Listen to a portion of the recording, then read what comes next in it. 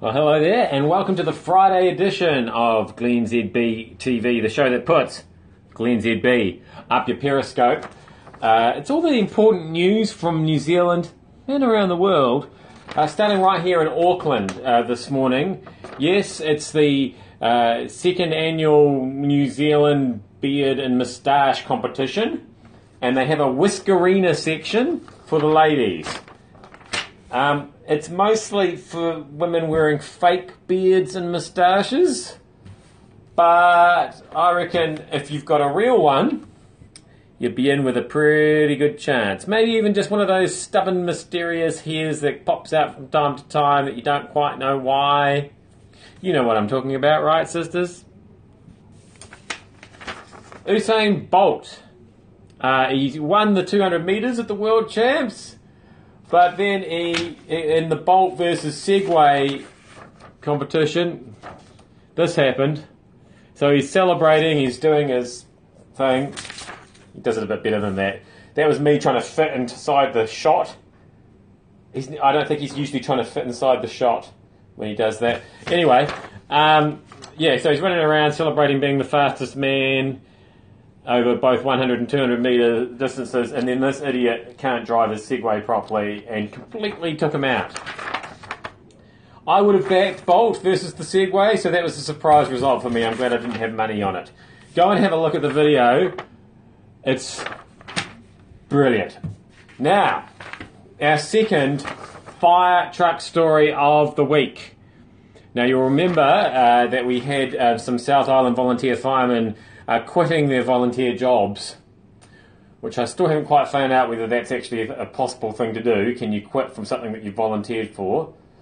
But don't you just not, you stop volunteering for it? You don't actually have to resign to it. Anyway, if you remember, they've lost the funding for their fire truck and they have to go to the fires by taxis. In the meantime, and this, I think, it kind of sums up the difference between what happens in Auckland and what happens in the rest of the country. Because a firefighter is now fuming after being ticketed for parking his truck at a bus stop while one of his crew dashed into a nearby bakery. So, it's a hard one, this, isn't it? I mean, admittedly, dashing into a bakery isn't official fire business, but at the same time, as the station officer Brett Goodhue points out, it is very difficult to find a parking space for a fire truck. Parallel park, that sucker.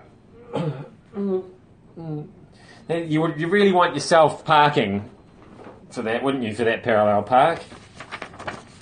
It's hard, isn't it? Or is it just that all parking wardens should be put up against the wall when the revolution comes? I'm just throwing that out there. I'm not saying necessarily that's the case, but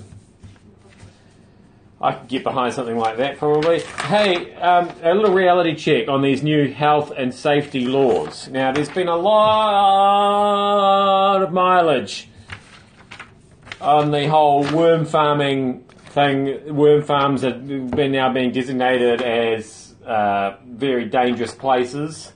And people like Mike Hosking, for example, every time he brings up the new health and safety laws, he brings up worm farming and mini golf. These have been designated as, well, quarries aren't dangerous places apparently. But when you really start investigating this, you can see that, while worm farming may be a bit over the top, mini golf on the other hand, I mean, this happens sometimes, doesn't it? To mini golf, look out, kid!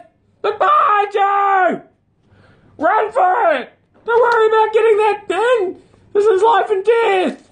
See, that's the kind of stuff that can happen. I'm just saying, you've always got to be careful. And with that note, this weekend, as you head out to your mini golf courses, that was glennzb TV for Friday in the week. Thank you for having me up your Periscope, and I will see you back here again on Monday. Watch out for dinosaurs behind.